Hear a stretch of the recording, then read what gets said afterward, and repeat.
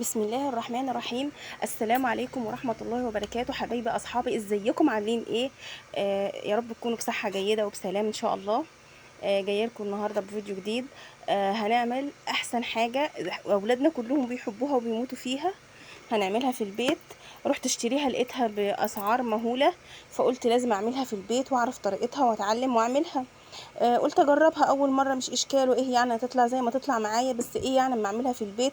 وادينا عاملاها في البيت وعارفه ايه مقاديرها وعارفه ايه اللي انا عاملاه بايدي. دلوقتي هنعمل مع بعض النوتيلا او دانش شوكولاته. ينفع للكيكات، للصوصات، لكل حاجه. نزين بيه اي حاجه.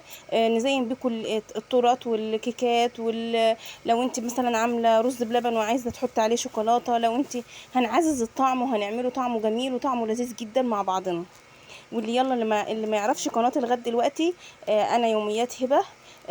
ينزل يعمل لي سبسكرايب ويعمل لي اشتراك في قناتي ويفعل الجرس ويتك على الكل عشان يوصل له كل جديد من اللي انا بعمله. ويعمل لي اعجاب. الاعجاب مش هيكلفك حاجه. ده هيرفع الفيديو علشان انت تشوفيه وغيرك يشوفه ويستفاد بيه. ويا رب اكون بفيدكم كلكم حبايبي المتابعين ليا. بشكركم بجد بجد. بفرحانه جدا بمتابعتكم ليا. فخوره جدا وبتشرف بيكم. يا رب كده دايما نكبر مع بعض وننجح مع بعض دايما باذن الله. يا رب كده. ويا رب كده ترفعوا لي الفيديو ده لاكبر لايكات. عايزه اكبر مشاهدات واكبر لايكات منكم حبايبي متابعيني. بطلب منكم تشجيع جامد ليا. دلوقتي هنعمل مع بعض النوتيلا. انا حطيت كوبايه، دول كوبايتين حليب، على كوبايه كاكاو، على كوبايه ونص كاكاو خام. وحطيت نص كوبايه لبن بودر. وحطيت دلوقتي بحط زيت، عامله معبره كوبايه مج كده. هسرسب، اعمل ننزل بسرسوب صغير كده. وتاني شغاله بالهاند بلندر ده، بالخلاط اليدوي ده، او بمضرب يدوي، او بالخلاط اللي هو العادي الكهرباء الشفشق ده. زي ما تحبي. المهم ان ايه، تكون حاجه قدامك واخده بالك منها. انا حبيت ان انا اعمله بالهاند بلندر ده عشان تشوفوا معايا الطبق كده قدامكم وانا شغاله فيه. هي في الخلاط اللي الشفشق ممكن تتعمل سريعه وتتقل بسرعه على حسب خلاط كل واحد. انا دلوقتي قعدت ضربت، بجد ضربت كتير كتير جدا على ما تقلت معايا. وعملت خطوه كده غلط هقول لكم عليها اما يجي دورها كده، هقول لكم عليها. آه يعني دول اتفقنا ان هما كوبايتين حليب، على كوبايه نص، على كوبايه لبن بودر، على كوبايه كاكاو خام. وبعدين حطيت كوبايه ونص سكر. حطيت كوبايه ونص سكر وبقلب. والسرسوب هنزل بسرسوب زيت كده اهو. ده شايفين دي الخطأ بتاع ان انا عملته، المفروض كنت دوبت ده مش سريع الذوبان. النسكافيه ده مش سريع الذوبان، فهو لازم يتدوب في حاجه سخنه، في معلقتين حليب سخنه، او ايوه في معلقتين حليب سخنين. وتقومي مدوباهم كويس، وبعدين تحطيه على الخليط بتاعك اللي هي ايه، الكاكاو الخام واللبن البودر والزيت والحليب اللي هو ايه الساي، الحليب الفريش. فانت دلوقتي انا حطيتهم كده دوخوني على ما دابوا معايا. وكان بردك فيه ابيض، عاملين نقط بيضه كده. بس في الاخر داب وكان طعمه معزز الطعم معايا بردك. بس ايه، آه زي ما قلت لك اعمليه في معلقتين حليب دافيين. بس هو كان قوامه جميل، وهوريهولكم وهنشوفه دلوقتي مع بعض.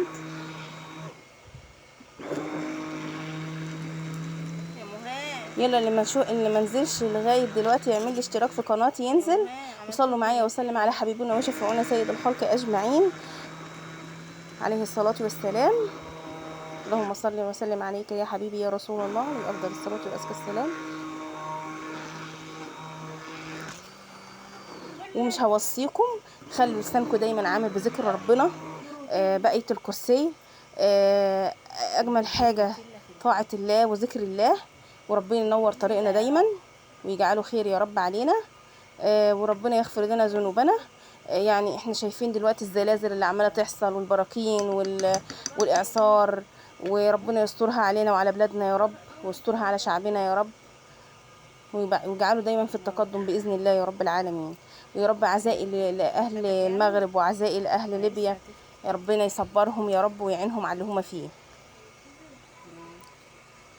وقلبنا معاهم يا رب. تعالوا نرجع للنوتيلا بتاعتنا. النوتيلا بتاعتنا دلوقتي انا عماله اعمل ايه، وبنادي على عيالي واقول لهم انا عملت نوتيلا، انا بعمل نوتيلا. فرحوا جدا وفرحانين. ده حطيت لبن بودر تاني اهون وكاكاو فاتح، كوبايه كاكاو على، بقول لكم ده لبن حليب على لبن بودر على كاكاو. مش بصوا انا ما عملتش بمقادير بالظبط، عشان كده انا ما عبرتش وما حطيتلكوش بالظبط قدامكم. انا عملت بالبركه كده، قلت ايه انا هعمل زي ما تطلع تطلع. فايه ابني كان بيصورني بقى وكده، حطيت التليفون قدامي يعني كان كده وسابني وفتحهولي وسابه ومشي. فايه فعلشان ايه اطلعها لكم خلاص تطلع. حتى كمان في اكل كمان انا كنت بصور وكده، ف برضك ما صورتش الخطوات، بس انا ان شاء الله هصور وكل حاجه واوريكم الحاجه بتكتها كده وحركت. انا غلطتي ان انا تقولوا حطيتهم رايكم كده على وربنا يبارك لكم يا رب كده الخلطه بتاعتي بسرعه ويرفع من معنوياتكم دايما يا ما رب. دوبتهمش. انا فرحانه بيكم جدا وفخوره بيكي جدا يا متابعيني يا جمال. ربنا يديمكم خير يا رب في حياتي ويديمكم دايما كويسين في حياتي يا رب العالمين، ونبقى عيله ونبقى اصحاب دايما. ويا رب كده انا بحب تشجيعكم جدا وببقى فخوره جدا وفرحانه جدا وعندي طاقه ايجابيه جدا بتشجيعكم ليا. شكرا شكرا شكرا لكل المتابعين حبايبي. كويس واسرع كمان على فكره. اللهم صل وسلم على سيدنا محمد عليه افضل الصلاه والسلام. صلوا معايا على حبيبنا وشفعنا سيد الخلق اجمعين. ما تنسوش كل شويه صلوا على سيدنا محمد عليه الصلاه والسلام. وده بتهيأ اللي بيسمع صلاته على النبي وما يصليش يبقى ايه ابخل انسان. دلوقتي بتن اضرب فيها لغايه ما تتقل. شفتها شايفين بتتقل معايا ازاي؟ والنسكافيه بدا يدوب اهو. النقط البيضاء بتاعته خلاص قربت تنتهي اهي. نكبر سوا وننجح سوا. هو تعبني بس على ما داب معايا.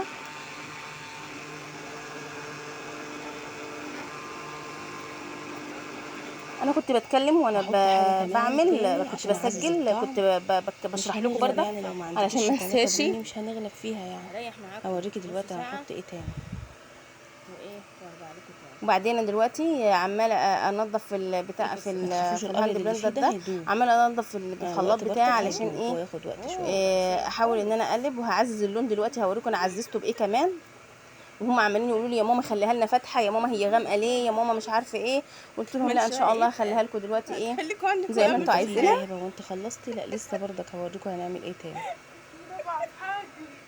مش عايزه اقول لكم فاضل فيها قد ايه لغايه الان، يعني فاضل فيها حاجه بسيطه. انا عماله اقول لهم خلوها عشان نبقى نزين بيها الكيكه، نبقى نعمل الكيكه بالشوكولاته ونزينها لكم. هم ما شاء الله كل يومين بس يقولوا لي بقى ما تحطيش نسكافيه عليها تاني يا ماما، عشان هم مش من عشاق النسكافيه قوي يعني ولا كده، هم عشاق الشوكولاتات وبس. وغير ما تتحط في اي شوكولاتات ما شاء الله يعني. مش في الفريزر لا في الثلاجه. هتني اضرب فيها جامد لغايه تاني اضرب كده لغايه ما تتقل معايا اكتر. وعلى فكره ما بتنحط في الثلاجه بتكتر على رف الثلاجه كمان مش في الفريزر بس. اما بتتقل كمان بتتقل جدا، بتبقى زي اللي انت شارياها بالظبط. ينزل يعمل يتك على ويعمل لايك. شايفين بس مش عامل ازاي يعني. ولا حطيت حاجه على نار ولا عملت اي حاجه فيه، فضلا وليس امر. الابيض اللي فيها ده كله هيدوب دلوقتي، يعني بيدوب مع نفسه كده بالراحه كده. علشان انا قلت لكم اهو انا على العلب اللي فيها ان المفروض كنت دوبته في معلقتين او 3 معالق لبن وضربته عملته زي الكريمه كده. دي شوكولاته كان هيعمل معايا زي الكريمه كده، بس انا ما بصراحه يعني عشان احطها ما جاش في دماغي يعني. عرفت الغلطه دي بعدها. ما لقيتش عندي شوكولاته بني، رحت جايبه. وانا لو في حاجه في انا دلوقتي بعزز اللون اهو بجيب لكم دي شوكولاته بيها. دي شوكولاته هي بيضه بعزز بيه اللون الطعم بيها واللون كمان عشان نبقى فاهمه. احطها في الميكرويف شويه. مش عايزه تحطها دي مع بعضنا كده هنحطها في الميكرويف ونشوف احنا ما حطيناها. على فكره فارت مني في الميكرويف مش عارفه ليه فارت مني في الميكرويف حطها في الميكرويف دلوقتي. بحط عليهم والمج كان سخن جدا. اللي عارف يقول لي المج ده سخن قوي ليه كده، يمكن ما بنحطش في الميكرويف ولا ايه بالظبط، مش واخده بالي يعني. حبايبي اصحابي كده يعني الدسم. عرفوني برضك هو ده ليه اولادك فار مني في الميكرويف. فانت لازم تعملي حاجه فيها فيتامينات وحاجات عشان تفيد اولادك. مش هتعملي حاجه يعني تبيعوا. انا حطيت عليها معلقتين لبن كده يعني اللي هو كامل الدسم ده. بقول لكم انزلوا اعملوا لي سبسكرايب واشتراك في القناه، حطيت معلقتين عشان برضك يعزز وفعلوا الطعم معايا. الجرس واتكوا على الكل عشان يوصل لك كل جديد بعمله. حطيت معلقه زيت بقول لكم اعملوا لي لايك عليها فضلا برضك. وليس امرا. اللي لسه ما اشتركش في قناتي وما عمليش سبسكرايب ولا عمل هحطها في لي الميكرويف لايك ثواني كده ينزل. واجيبها بالله تاني. عليكي تعملي لايك دلوقتي. عليها. بالله عليكي ده بقى تشتركي في قناتي ده اللي بقى شفت قهوه، الفيديو يعتبر بتاعي. قهوه بني. ده مش حطيت هيغرمك معلقه حاجه. برضه. انا مش بنزل اصلا يعني. بصي انا ايه، حطيت معلقه كبيره شايفان الجرس ده؟ ادفع عليه الجرس. بني فاتح دلوقتي انا رايحه احطها في الميكرويف. للناس اللي عشاق القهوه. بقولكوا ده بن. حطيت بن برضك، معلقتين بن فاتح. انت عارفه مكونات كفايه عشان في الاولاد ما بيتك. تسهرش. برضك عندي ورقه كده فيها بالبندق، حطيتها برضك بتاعه النسكافيه كان بالبندق ورحت حطاها، عززت الطعم اكتر. اهي بوريها لكم اهي. بوريكوا عشان قوامه يعني احنا مش اهو. بنشتري هو نوتيلا يعني بالبندق، سمكه احنا جميل عملناها في معايا. البيت بالبندق. دي الشوكولاته هي اتساحت بس مش قوي، رحت حطاها برضك دي الشوكولاته ما وهدوبها مسحتش قوي ازاي، وهتدوب وبرضك معاك من فرت كتر مني الضرب في فيها. الميكرويف. حد يقول لي ليه؟ بوريكم دلوقتي انا عززتها هضرب بطعم الخلاط البندق فيها برضك. لغايه ما تدوب. حطيت لها نكهه البندق، واحط الشوكولاته برضك واقعد اكسرها برضك بايدي واعمل يعني موال برضو يعني. مش هتاخد حاجه، بس هي يعني بسيطه حلوه مش وحشه يعني. طلعت في النتيجه، المهم النتيجه في الاخر طلعت جميله وطعمها جميل جدا. شايفين القوام بقى تقل معايا ازاي؟ وعلى كل ما فكره اقلب تاكليها فيه كل بنفس ما بقى اعمل يعني فيه برضك، بيبقى الأطعمة مش ازاي. ان انت عارفه انت عامله الحاجه بايدك كمان. هنفتحها دلوقتي بالمضرب. الكاكاو الخام اللي انا جايباه ده طلع غامق جدا، بس طعمه خطير. مكمن ما عليهوش سكريات هضرب ومش فيه تاني عاليه. طعمه بالخلاط جميل. اليدوي اللي معايا. انا بس بدوب الشوكولاته اللي انا حطيتها لان فيها سليم. نكسر الشوكولاته مع بعض كده. فيها قطع كده كانت لسه ما دابتش، انا استعجلت عليها.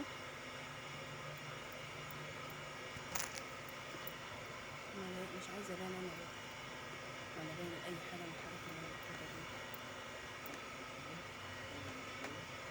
دي. بوريكم القوام اهوت. شايفين المعلقه بتعمل ايه، بتشيلها ازاي، تنزل معايا ازاي. بس شوفوا الشوكولاته لسه فيها حتت برضه. شايفين ولسه كنا بنحط. انا كنت مسجله الفيديو ده قبل كده، مش عارفه صراحه هو ليه الصوت مش ظاهر، فانا بسجله تاني مره علشان انزله لكم. حبايبي اصحابي متابعيني، ما تزهقوش، هي اصلا بتحتاج تقليب كتير. لو في الخلاط ربنا يخليكم اللي ليا هو ويبارك لي الشفشق فيكم يا رب، ويطرح البركه برضك دايما فيكم، هتضربوها وتكتروا كتير تكتروا تكتروا، لغايه ما قوامها واعملوا يبان لايكات ويتقل معاكي. عشان الفيديو يتشير، وعلشان الفيديو وهتبقى يروح طبعا في ليكي الشفشق وليه هتنزليها وليها بقى وليها براحتك. وليه وليه كله انا حبيت ان انا يشوفوا. اعملها في الطبق فضلا قدامكم عشان وليس يبقى امرا. واضحه قدامكم في بالله الفيديو. عليك اللايك مش هيعمل لك، مش هيكلفك اي حاجه، ولا الاشتراك كمان هيكلفك اي حاجه. الشوكولاته بتدوب اهي، وهكذا نضرب فيها لغايه ما يختفي اثر الحاجات دي بكسر الشوكولاته اهيت وكله قدامكم، يدوب. بتتكسر معايا بسهوله الشوكولاته ده وبتدوب بسرعه. حتى انها كده لغايه ما هدوبها. صلوا مش وسلموا على راضيه حبيبنا افصل ولا وشفعنا سيد خطوه الخلق علشان اجمعين اوريكم والنساء بالظبط بالسلام. ايه العيوب اللي قابلتني، وايه الخطأ اللي انا وقعت فيه، وايه الصح اللي صححته ازاي، وفي اخر النتيجه طلعت جميله معايا ازاي. بقى جميل. يعني برضك الواحد دي لو ما اتحطت في ييأس التلاجة لما بقى الحاجه هتبقى نفس هتكون اللي كده انت منه، بتشتريها. لان الحاجه مش وتحشيها بتتكلف في برضك قرص، بالساهل. الحاجه تحشيها بتكلفيها، في وعشان تعمليها تطلعيها حاجه كويسه تزيني لاولادك بيها لازم التورت، بتكلفيها، تزيني بيها الكيكه بتاعتك، وبتعززي الطعم تعملي واللون شطوبه وكله بيها. ولازم تعملي فيها حاجات فيها فايده علشان اولادك برضك. بوريكم في الاخر شايفين القوام بقى جميل ازاي، وبقت ما فيهاش تكتلات ازاي، جميله وبقت تتحط جميله ازاي، صوص شوكولاته يبقى مية مية. خطيره. كان نوتيلا انت طعمها عايزاها روعه. برضك بتحشيها في اي حاجه، في اي قرص في لا اي هي حاجه موجوده كده لسه يا يعني. ما خلصتش. تعملها بس سندوتشات ايه، لاولادك برضك لو حابين. بسيط يعني منها اللي فاضل. هوريكم ازاي بقسمتها عامل تتاكل ممكن كده تتعمل منها بصراحه. مشروب برضك بنموت في حاجه شوكولاته. اسمها شوكولاته. النظر الكلاكيع اللي فيها دي محدش ياخد باله. في حد ما بيحبش الشوكولاته؟ كتير ست البيت الشاطره تخترع كل حاجه وهي قاعده في بيتها. ايه رايك؟ يلا بقى اللي وصل لغايه هنا ومكونات معايا سهله وبسيطه ينزل جدا. يعمل لي لايك. بالله عليك اللايك مش هيعمل لك اي تكلفه، برضك هوريكي بقى ويعمل قعدنا اشتراك في نقلب قناتي نقلب عشان نقلب يوصل لكم هتقل كل معانا. جديد من اللي انا بعمله. حبايبي اصحابي متابعيني، ربنا نكبر يا رب سوا كده، وربنا يسهلها ويوفقنا مع بعض يا رب. بردك اهي، مهما تنك تضربي فيها، تلفي فيها، تعملي فيها، بتتقل ازاي، قوامها بيتقل معايا. كيكه بالشوكولاته نعملها سوا مع بعض دلوقتي. يعني لو انا جبت كمان قعدت، لو انا عندي طولة بال كمان شويه وقعدت اضرب فيها كمان كتير كده، هتتقل معايا اكتر، قوامها بيبقى جميل. وبكده الفيديو بتاعنا خلص، والسلام عليكم ورحمه الله وبركاته.